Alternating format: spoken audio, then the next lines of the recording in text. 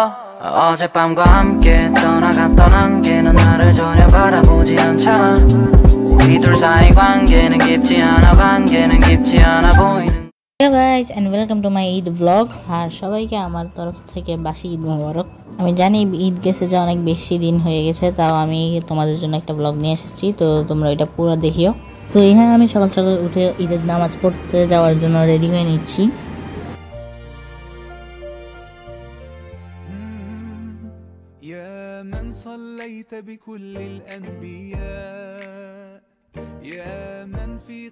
তো এরপর আমি এখানে গোসল করে পাঞ্জাবি পরে নিয়েছি।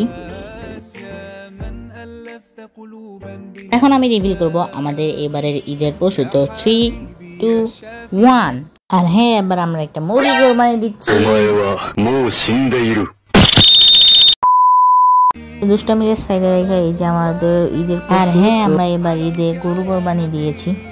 এরপর আমরা ঈদের নামাজ পড়তে যাই। নামাজ থেকে আসার পর আমরা এখানে কিছু টাকা সালামি পাই। তো আমাদের এখানে গরু কোরবানি দেওয়া শেষ, আর এখানে এখন মাংস কাটা হইতেছে।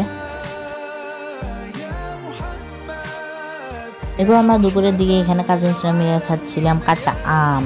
কি বলো না কেন, গ্রামের গাছের কাঁচা আম খেতে কিন্তু লবণ মরিচ দিয়ে আসলে অনেক মজা লাগে। তো এরপর আমরা এখানে গরু মাংস বারবিকিউ বা কাবাব বানাবো, তাই এখানে গরু মাংস মেরিনেট করে নিচ্ছি।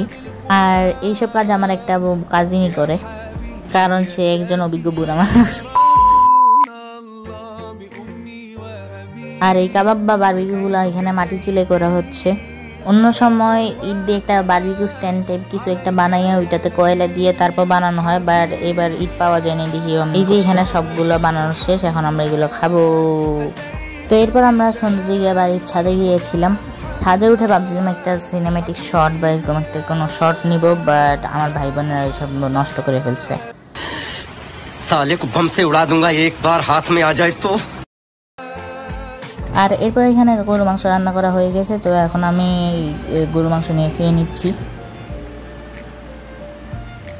আর হ্যাঁ গাইস, আজকের ব্লগটা এই পর্যন্তই ছিল। ভালো লাগলে লাইক, শেয়ার এন্ড সাবস্ক্রাইব করিও। আল্লাহ হাফেজ।